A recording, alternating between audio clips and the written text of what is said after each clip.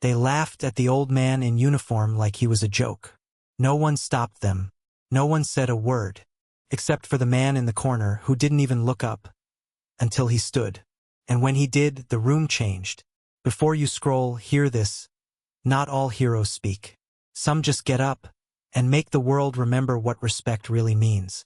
It was just past 3 p.m. on a Thursday, and the rain had turned from soft drizzle to sideways sheets of cold that slapped against the windows of Molly's diner. The kind of rain that made people irritable, impatient, or quiet. Inside, the diner smelled of coffee, bacon grease, and something sweet that had burned slightly too long in the oven. An old man sat at the counter, fourth seat from the left. His back was straight but tired. His eyes, sharp yet distant. He wore a faded olive jacket and a worn-out cap with a single patch, 101st Airborne Vietnam. The kind of detail most people overlooked or didn't dare acknowledge. His name was Frank Mallory, 81 years old, a man who had once parachuted into gunfire and silence alike, and now spent most of his afternoons ordering the same thing. Black coffee, scrambled eggs, and a side of quiet. The diner was nearly empty. Just a couple by the window arguing quietly. A waitress named Dana, wiping down tables with a rag that had given up hope. And a man in the far corner, face mostly shadowed, stirring his coffee slowly. Alone. Then the door jingled open. 3 teens stepped in. Wet hoodies, loud sneakers, voices already too big for the room. They laughed at something only they found funny. Probably a video. Probably someone falling. Dana greeted them, politely, professionally. The boys ignored her. They slid into the booth behind Frank. First, it was just whispers, snickers. Then one of them, the tall one, the kind with eyes that never blinked when he smirked, said just loud enough for it to carry, "Yo, check out GI Grandpa over there. Think he remembers where he parked his tank." His friends burst out laughing. Frank didn't turn around. He didn't need to. You could tell by his hands, one wrapped around a ceramic mug, the other gently shaking, that he'd heard it all before, and survived worse. Dana shot them a warning look. Cut it out. But they didn't. The second one leaned over the booth divider, mock saluting. "Thank you for your service, sir. Did you win the war against arthritis?" More laughter. Frank blinked, took a slow sip of his coffee, and then the man in the corner moved. Not a lot, just enough for Dana to notice and stop mid-wipe. He placed his cup down, sat back, watching. The tall one wasn't done. He stood up, walked around, and stopped beside Frank. Everyone in the diner, the couple by the window, Dana, even the coffee machine, seemed to go still. "Hey, old man," he said, now loud enough for the rain to hear. "Did you get lost on your way to the retirement home?" Frank turned his head slowly, looked at him, not angry, not weak, just direct. "No," Frank said. His voice was gravel and calm. "But maybe you got lost on the way to becoming a man." The diner gasped in silence. The teen's face twitched, half laugh, half threat. But before he could say anything, the chair in the far corner scraped back. The man, the one no one noticed when he walked in, stood up. He was tall. Not bulky, but built like he'd learned to move through walls without being seen. Black jacket, dark jeans, boots that were clean but not polished. His presence filled the room before he even took a step. He walked forward, didn't say a word, past Dana, past the couple, stopped right behind Frank. And that's when everything changed. He didn't say anything, not a single word. The man in black stopped right behind Frank, hands in his coat pockets, eyes locked on the tall teen whose smirk was starting to fade. Not from guilt, from something else, something unfamiliar, fear. It wasn't that the man looked dangerous. It was how he stood, too still, too balanced, like someone who didn't need to prove anything because he already knew the outcome. The tall teen blinked, trying to hold eye contact, but couldn't. What man? You his bodyguard now." No answer. The diner was dead silent. Even the couple at the window leaned in, wide-eyed. Dana froze behind the counter, hand still clutching her rag. The second teen, trying to sound bold, scoffed. "He just standing there. Dude thinks he's John Wick or something. Still no answer. Then the man in black stepped forward. Just one step, and slid a small leather case across the counter. It stopped right in front of Frank. Frank glanced at it, then opened it with one weathered hand. Inside, a badge. Not police. Not local. Federal. Military intelligence. Retired. But not ordinary retired.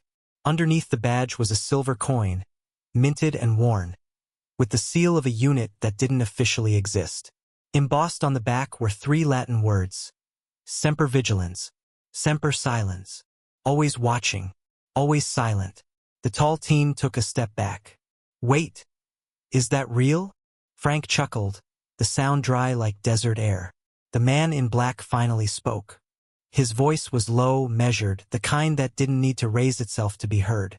You disrespected a man who bled so you could speak freely. His tone wasn't angry. It was factual, flat, but behind it was something older than rage. Something that smelled like war, loss, and loyalty that never expired. He turned slightly toward Dana.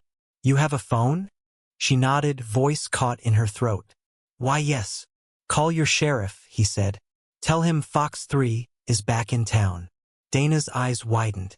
The second teen whispered, Bro, what does that even mean? But the third one, the quiet one, was already pulling at his friend's sleeves. Dude, let's go. Now. No. The man in black said, turning back. You stay. And they did.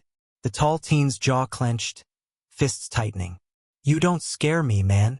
The man in black tilted his head. I'm not here to scare you. I'm here to make sure you remember this moment. He leaned in slightly, voice now a whisper meant for the boy alone. One day you'll be standing in a uniform, or watching someone you love wear one, and you'll pray they come home. If they don't, I hope someone treats their memory better than you treated his. The words hit harder than fists, and for the first time the tall teen lowered his eyes. Frank turned on his stool, looked up at the man in black. Didn't think I'd see your face again. The man smiled faintly. Didn't think I'd still have to clean up messes like this. Frank's hand shook slightly as he reached for the coin, brushed his thumb across its surface. You still with the agency? The man shook his head. They don't send ghosts back to war. Frank nodded, a silent understanding passing between them. Dana stepped forward, finally finding her voice. Who are you? The man looked at her, calm. Just someone who remembers what respect feels like. And with that, he turned, walked back to his seat in the corner and sat down, as if none of it had happened. The teens didn't move for a long time. Eventually, they slid out of the booth. Quiet now. No laughter. No mock salutes. As they reached the door, the tall one paused, turned back, looked at Frank. I'm sorry, he mumbled. Frank just nodded. The door chimed as they left, swallowed by the rain. The diner was quiet again. But something had changed, not just in the room, in everyone inside it, because one man had stood up, said little, and reminded them all what honor still looked like. The coin sat on the counter between Frank and the stranger like a secret that had waited decades to be remembered. It wasn't flashy, just worn silver, with the edges dulled from time and fingers. But to anyone who knew what they were looking at, it spoke louder than metals ever could. It wasn't for show. It wasn't for ceremony. It was given only once. For something that was never supposed to be spoken of again. Frank picked it up slowly, letting the metal rest in his palm. His thumb circled the edge, tracing grooves he knew by heart. Still carrying this? He asked, voice barely louder than the hum of the neon sign outside. The man in black, whose name still hadn't been spoken, took a sip of his coffee and didn't answer immediately. You gave it to me, he finally said. I figured I'd keep it. Frank let out a dry breath, almost a laugh. Didn't think you kept anything. I don't, the man said. Not anymore. They sat in silence for a few beats. Dana, sensing something unspoken passing between them, stepped away to give space, though her eyes never left them. Finally, Frank looked over. You never told me your real name. The man's lips tugged into something just shy of a smile. You never asked. Frank chuckled. I figured ghosts didn't need names. They don't, the man replied, his voice quieter now. But I had one. Once. Frank raised an eyebrow. Well? The man paused. Then said, Connor. Frank stared at him, like hearing the name pulled something loose from the past. I'll be damned. Connor nodded once. Neither of them needed to say more, because Frank remembered. He remembered the dust, the endless heat, the sound of choppers above and gunfire that didn't stop for days. He remembered a mission that wasn't supposed to exist, a recovery op in the jungle that had gone sideways in the first hour. He remembered a young operative. Too young, too fast, too quiet, slipping into the trees like a shadow, saving lives without leaving a trace. A phantom who took orders from no one but never left a man behind. They called him Fox 3. But now, after all these years, Frank knew his name. You were the only one who came back, Frank said. Connor's jaw tightened. I wasn't supposed to. You think I was? That made Connor pause. And finally he smiled. The kind of smile that hides pain behind tired eyes. We should have died out there, Frank said. But we didn't. No, Frank agreed. We didn't. Another pause. Then Frank said, You know, I never got to say thank you. You didn't have to, Connor replied.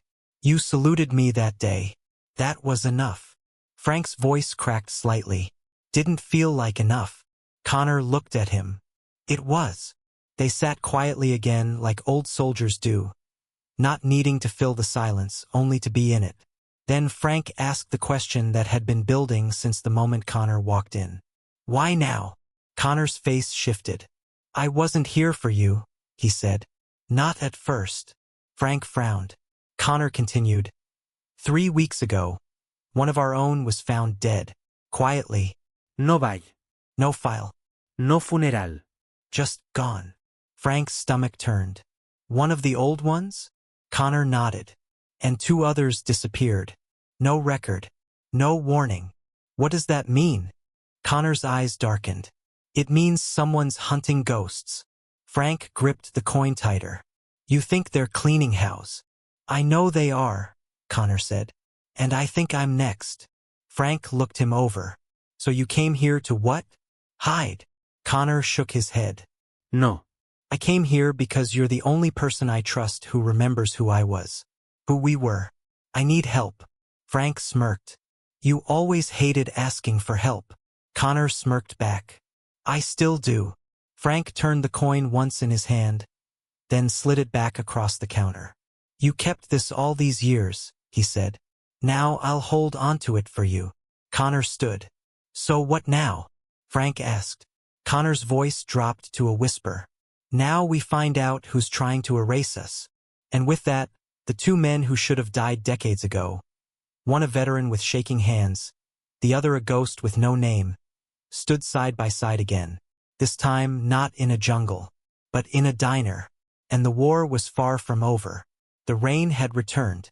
It tapped against the diner windows in slow, methodical beats, like a ticking clock nobody could stop. Outside, the sky was the color of bruised steel. Inside, Frank and Connor sat at the corner booth, a fresh pot of coffee between them, both silent for a while. Frank stared at the coin in front of him, spinning it slowly on the table with one crooked finger. Connor watched the door. Finally, Frank broke the silence. So what do you have? Connor pulled out a small, leather notebook from his coat. Frayed, beaten, waterproofed with the kind of care only men like him learned in hostile territories. He laid it on the table and opened to the middle. No names, just numbers, codes, code names, each one with a symbol scratched beside it. Frank leaned in, eyes narrowing. You kept a kill book? Connor shook his head. It's not that kind of list. He tapped the page. These are the ones they erased. One by one. Operatives. Advisors. Old handlers. Retired, inactive, some even buried with full honors, until their graves got flagged and quietly emptied. Frank's voice dropped. Someone's digging them up? Literally. And figuratively. Connor pointed to one symbol. A triangle with a dot in the center. This one was found burned out in Nevada. Cabin fire. No witnesses. Body unrecoverable. Frank grunted. Sounds convenient. Connor flipped another page. This one fell down the stairs in his own home, twice, with a broken neck on the second landing. Frank didn't laugh. Connor continued. This one? Suicide. Gunshot wound to the back of the head, with no prints on the weapon. Frank raised an eyebrow. Connor met his eyes. They're not just eliminating people. They're rewriting the narrative. Frank pointed to a blank spot on the last page. No name here. Connor nodded slowly. That one hasn't gone dark yet. Still alive. Frank asked quietly, You? No, Connor said. Then he looked at Frank. You. The silence that followed hit harder than any bullet. Frank's jaw clenched. Me? I've been out for decades. Exactly, Connor said. Which means you remember things that don't exist on paper anymore. Places. Faces. Off-books ops. Frank shook his head. I'm no threat to anyone. Connor leaned in, his voice like a blade wrapped in velvet. You don't have to try to be a threat. You just have to exist. Frank sat back, breathing slowly. This list. How many left? Connor's voice went flat. 4. You, me, 2 others. He slid a photograph across the table. Black and white, grainy, but unmistakable. For men standing in front of a military transport, gear slung over their shoulders, not smiling. Soldiers who knew they were never coming back. Frank stared. That's us. Thailand. 78. Connor nodded. Last op before they shut us down. Frank pointed at the man on the left. That's Tom Grady. He didn't make it out. Connor's eyes were unreadable. That's what we were told. But he's the one I'm looking for now. Frank's brow furrowed. You think he's alive? I think someone faked his death to use him. Or silence him. Frank let out a long breath. This is bad. It's worse, Connor said. I traced 2 shell corporations from the last 2 killings. Both lead to the same name. Frank asked, Who? Connor answered, Elias Ward. Frank's face changed. He leaned back slowly. Ward? You sure? Connor nodded. Frank's voice dropped into gravel. He was one of ours. Not anymore, Connor said. Now he's a contractor. Private security. Runs intelligence fronts for anyone with enough money, or enough to lose. Frank went quiet for a long time. He saved my life once, he finally said. Connor's reply was cold. Then he might be the one who ends it. Lightning flashed outside. The power flickered. Dana reappeared with a fresh pot of coffee, pouring for both men, careful not to interrupt. Frank looked up at her. Dana, you got a phone charger back there? She smiled. Only the old kind. That'll do. She left.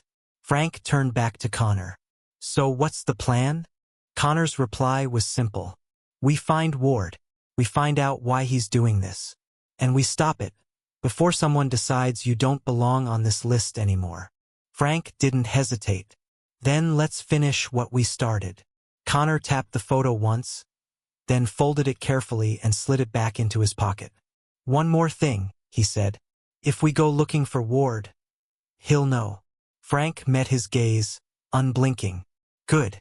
Let him. And with that, 2 names from a list that wasn't supposed to exist stood together again. And somewhere far away, behind bulletproof glass and digital firewalls, Elias Ward received a silent ping on his encrypted server.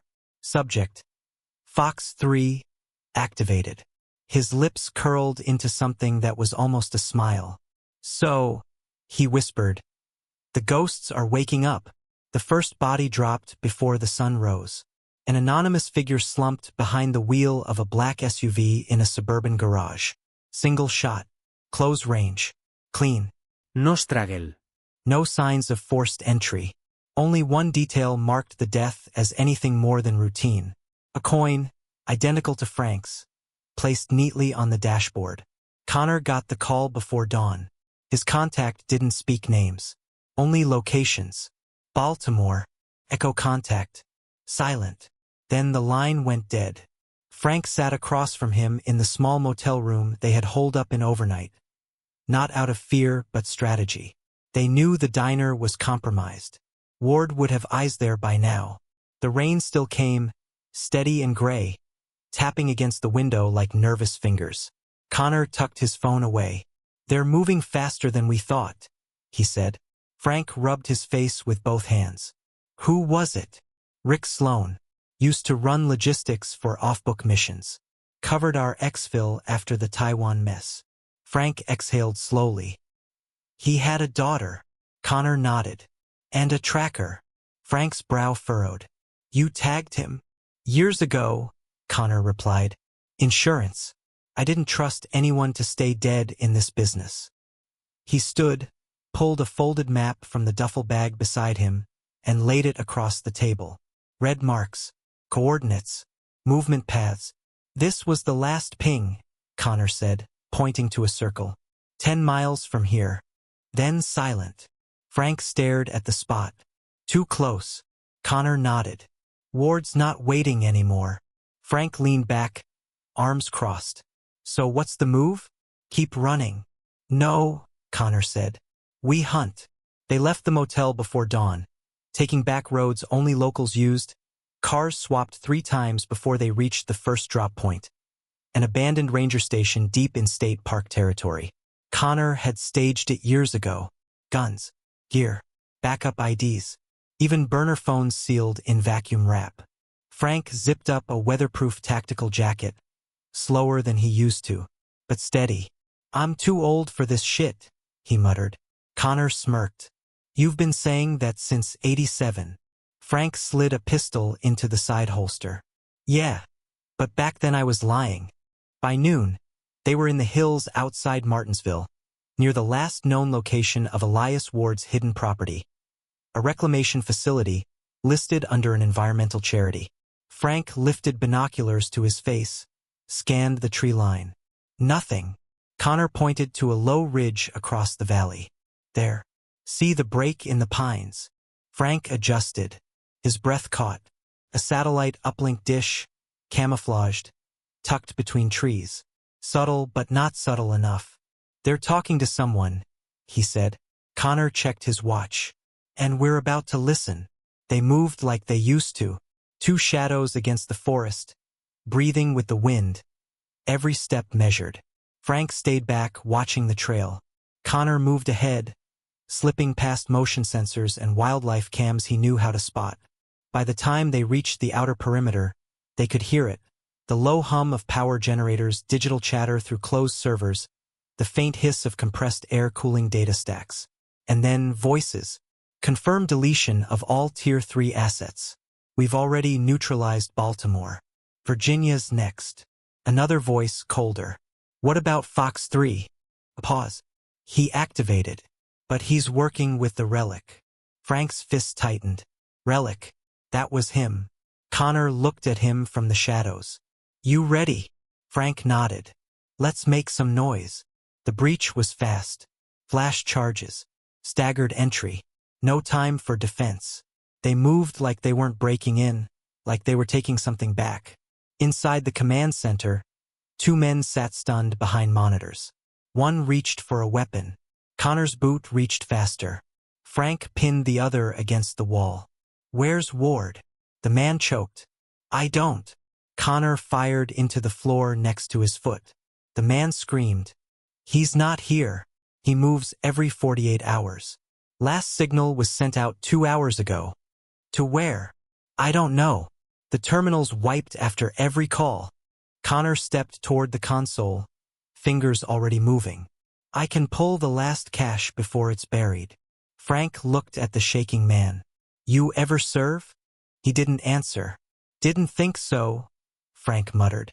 Connor pulled a drive from the system, pocketed it. "Let's go. We've got 5 minutes before backup arrives." As they exited, the screens inside flickered.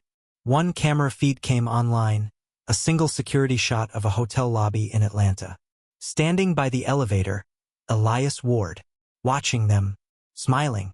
He raised one hand to the camera and waved. Then the feed cut. Connor froze. "He wanted us to see that." Frank nodded. He wants us coming. Connor looked at him. Then let's give him what he wants. Atlanta glowed like a field of glass and fire that night. The city was alive. Jazz spilling from rooftops, neon signs pulsing in soft rhythm, people moving fast and loud, completely unaware that war was about to walk quietly into a lobby on Peachtree Street. Connor and Frank arrived at 11:47 p.m. Not together. They entered through separate doors of the Marquis Grand Hotel, eyes scanning everything. Security guards, fake calm, real muscle. Bellboys with shoulders too tight. Lobby guests in suits too tailored for a Tuesday. Ward's fingerprints were everywhere. Frank, in a faded overcoat and baseball cap, looked like someone who had wandered in out of place. Connor, sharp and black, moved like someone looking for no one in particular, while watching everyone. They didn't speak. Not yet. They didn't need to. The elevator dinged. Inside, a woman stepped out. Red dress, blonde, strong posture, eyes trained like a soldier's. Frank's brow furrowed. Is that? Connor didn't finish the sentence. It was her. Colleen Maddox, former Intel handler. Officially retired 5 years ago after a car accident in Berlin. Except she wasn't limping. She walked across the marble floor like she still owned everything she looked at. Frank and Connor exchanged a look. 1,000 words passed between them without sound. She was here for Ward. Or worse, she was working with him. They followed from a distance, staying within crowd cover. Colleen entered the second elevator. Connor made a quick signal to the concierge. The man flinched slightly, recognition flickering. Connor stepped back, pretending to adjust his cufflink. 14th floor, he muttered to Frank. Frank nodded. That's penthouse staging. Ward's definitely watching us. Let him, Connor replied. They entered the elevator alone. As it rose, the air grew colder, quieter. At floor 13, the car stopped. No one got in. Just a blinking camera in the corner, watching. Frank met its eye. We're walking into it, aren't we? Connor didn't blink. Yep. Good. The elevator dinged. Floor 14. They stepped into a hallway too wide and too quiet. The lights buzzed. The carpet muffled their footsteps. At the end of the corridor, a suite door cracked open. Connor drew his weapon but kept it low. Frank followed, hand steady on his. They entered. The room was dark except for one lamp, illuminating a single chair. Empty. On the table beside it, a phone, a bottle of scotch, and a manila envelope with Fox 3 written across the front. Connor approached slowly, picked up the envelope. Inside, photos of him, of Frank, of the other names on the list, but also satellite images, drone angles, one showing Rick Sloan's final moments, taken from above. Jesus, Frank whispered. A low beep sounded from the phone. It lit up. Incoming call. Unknown. Connor answered.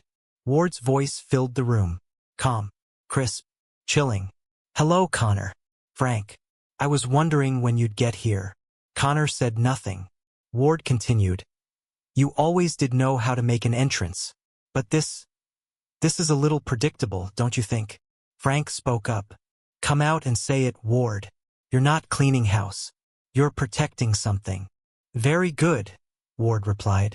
And you're the last ones I need to erase. A click. A tone. The line went dead.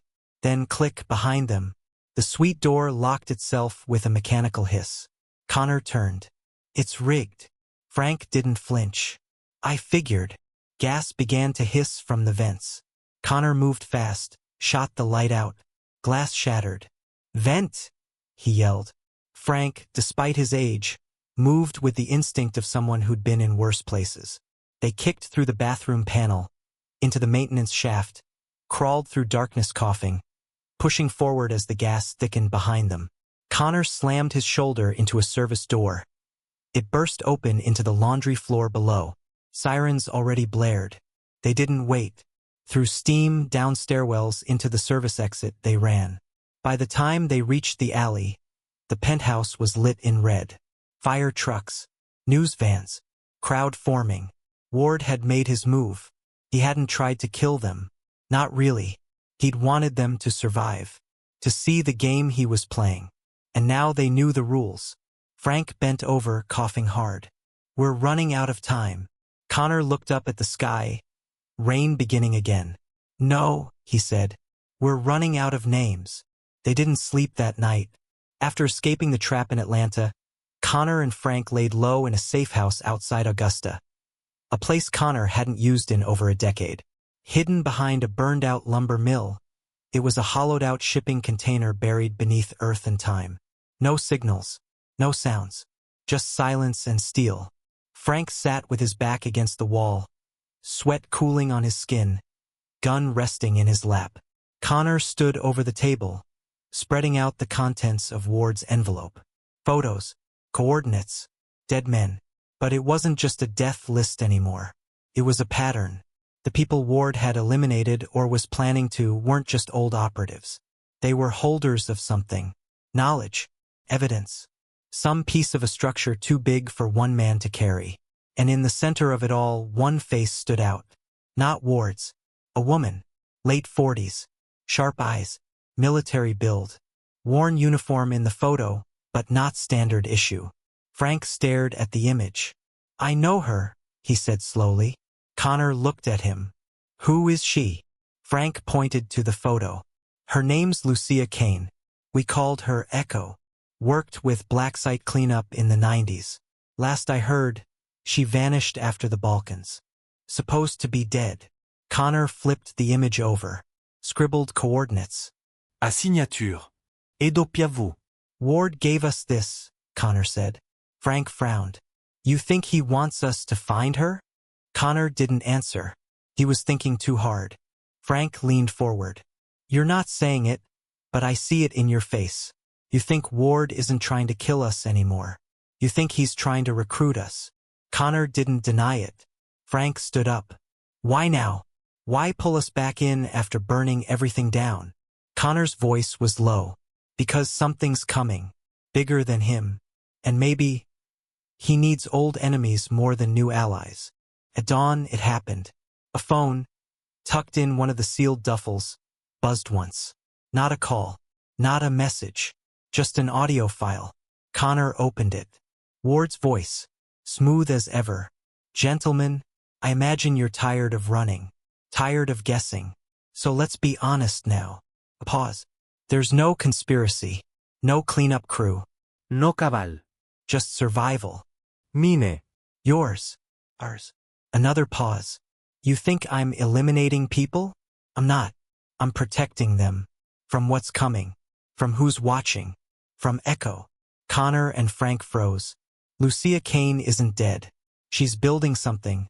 Something buried in the gaps we left behind. She's not working for a country. She's working for an outcome. And she has your names on her wall too. Static buzzed. I'm not offering peace. I'm offering position. You join me, you live. You don't. And you're part of the past she intends to wipe. Then silence. The file ended. Frank sat back down, jaw locked. He's scared.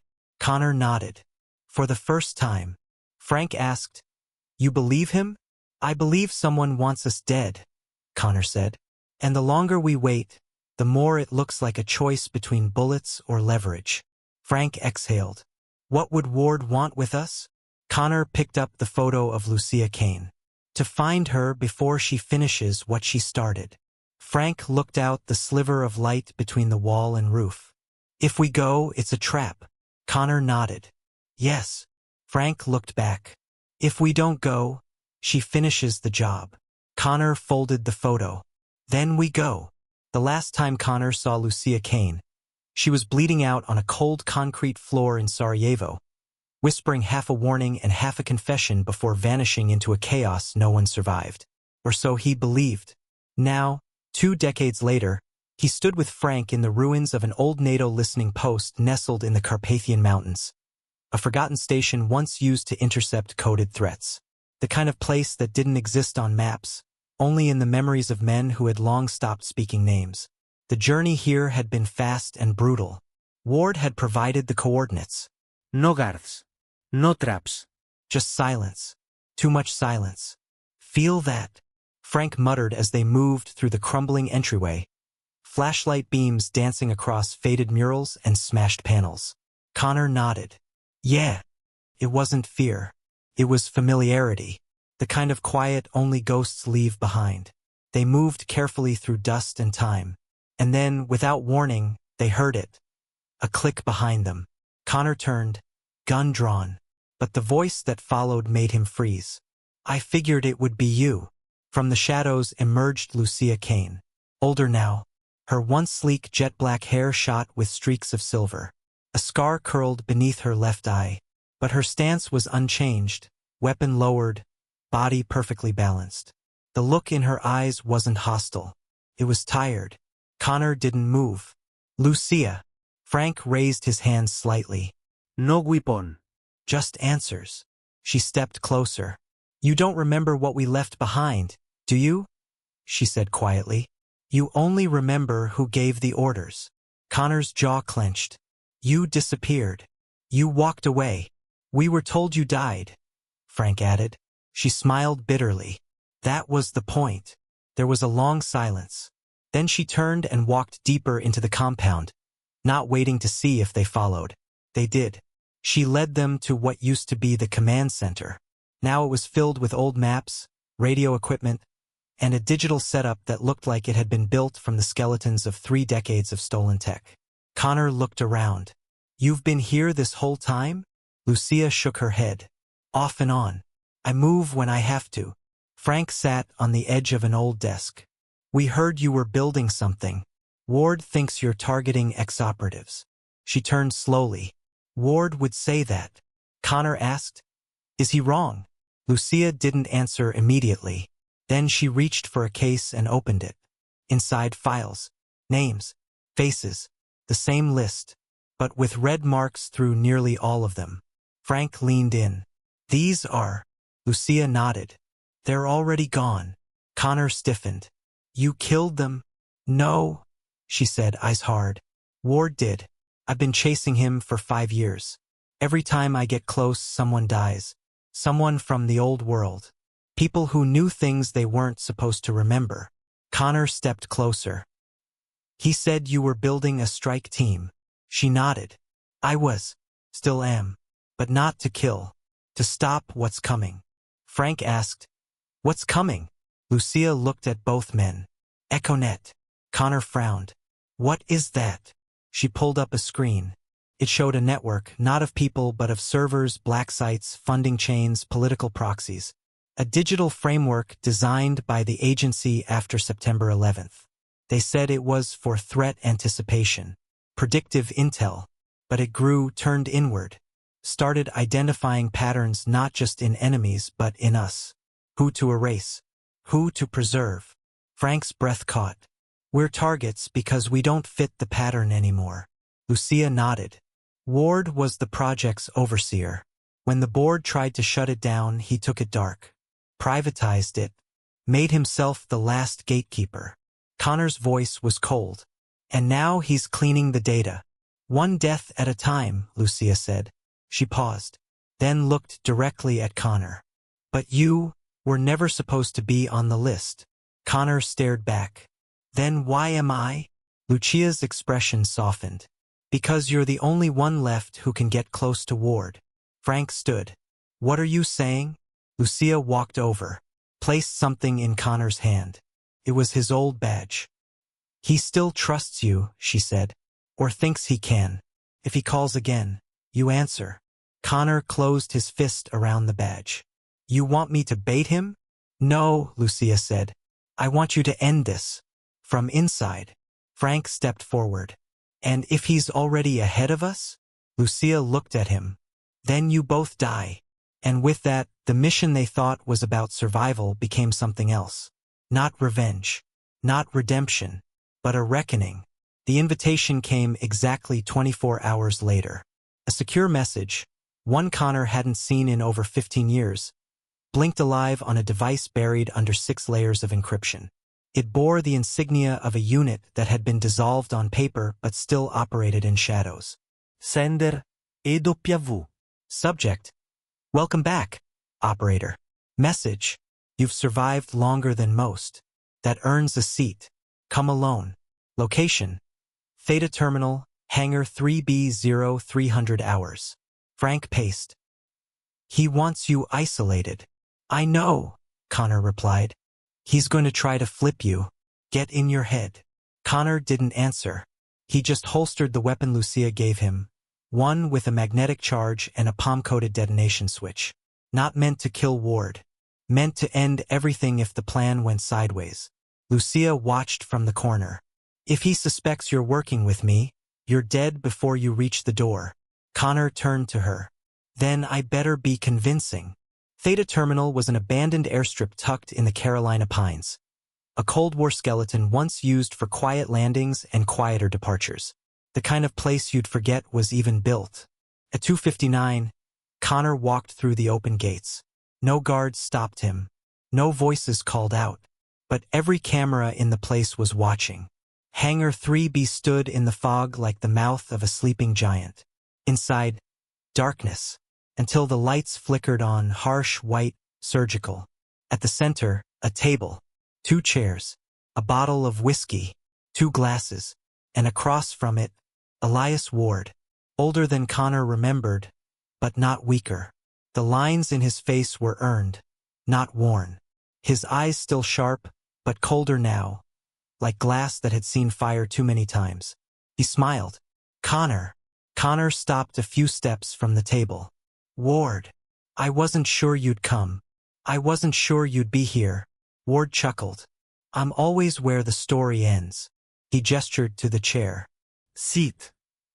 Connor didn't move. Ward poured 2 glasses. I know what you've heard. I know what you've been told. And I know who you're working with. Connor raised an eyebrow. Ward smiled. I'm not angry. Hell, I'm impressed. Lucia's alive. Frank too. You've done better than I expected. Connor stepped closer, still standing. You kill Sloan. Ward took a sip. He knew too much. Refused to adapt. He wasn't like you. I'm not like you either, Connor said.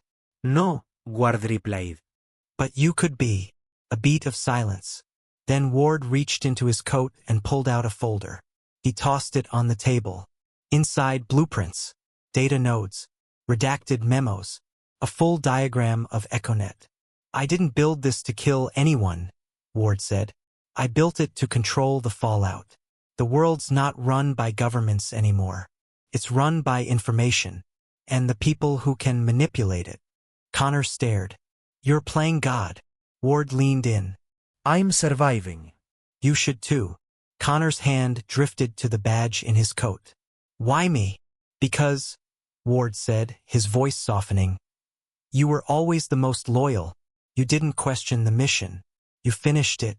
Every time. And when everyone else walked away, you stayed in the shadows. Connor stared at him. Then slowly, deliberately, sat down. Ward poured his glass. Tell me what Lucia's planning, he said. Connor didn't blink. She's building a firewall. Ward's jaw tightened slightly. To block me? To protect the names you haven't found yet. Ward chuckled. There are no names left. Connor met his eyes. There's one. Ward froze. Connor reached into his jacket, not for his weapon, but for a small drive. He placed it on the table. What's this? Ward asked. Connor smiled, faint, sharp. A virus, designed by Lucia. The moment it touches your network, it doesn't just delete Econet. He leaned in. It broadcasts it. To everyone. Ward's face darkened. You wouldn't. I already did. And at that exact moment, thousands of secure channels across the globe lit up. Data packets detonating quietly in the corners of power. Econet was unraveling. Ward stood. You betrayed your own. Connor stood too. No. I remembered who I was before you rewrote the rules. Ward reached for a gun beneath the table. Connor moved faster. 2 shots. Silence. Ward collapsed, breathing ragged, blood soaking into his suit. He looked up. This won't change anything. Connor holstered his weapon. No, he said, but it's a damn good start. Outside, the night was still. Frank sat in the getaway car. Lucia monitored the satellite feeds. Econet was gone, but the echoes remained. Connor walked into the fog. A soldier, a ghost, and finally a free man. The rain had stopped. For the first time in weeks, the sky over DC was clear. Not just from clouds, but from everything that had been weighing on it. The streets still hummed with noise, the buildings still pulsed with politics, but deep in the corners where no cameras reached, something had shifted. Econet was dead, and so were most of the men who had built it. But three remained: Frank, Lucia, Connor. They didn't hold a press conference. They didn't upload any viral confession. They just disappeared again. The only difference was this time it wasn't to run, it was to rest. Connor stood at a cemetery just past the Virginia border, coat pulled tight against the wind, eyes locked on a headstone that didn't have his name, but might as well have. In memory of the forgotten. No dates. No rank. No flag. Just that phrase. Lucia walked up behind him. "You're quiet," she said. "I've said everything I needed to," Connor replied. Lucia placed a small object on the stone, the last surviving Econet coin. Not in defiance. In closure. "We bought time," she said. "Not peace." Connor nodded. "Time's enough." Behind them, Frank approached slowly, a cane in one hand, a flask in the other. "You two look like a movie ending," he muttered. "Need a narrator or something?" Lucia smiled. "We were thinking more like a quiet fade to black." Frank raised an eyebrow. "You ever known us to be quiet?" They all chuckled. First time in a long time. Then silence again. Because beneath it all, they knew the world wasn't clean. It never would be. Another system would rise. Another set of names would go missing. That was the price of operating in shadows. But this time they would be watching. Lucia turned to Connor. "What will you do now?" He looked out across the trees. "Disappear," he said. "But on my terms. And if they come again?" Connor gave the faintest smile. "Then I won't be alone." Frank took a sip from the flask. "Damn right you won't." They stood there a little longer, three relics who had been called ghosts, but who had, against all odds, outlived the system built to erase them. Eventually, they turned to go. No medals. No parades.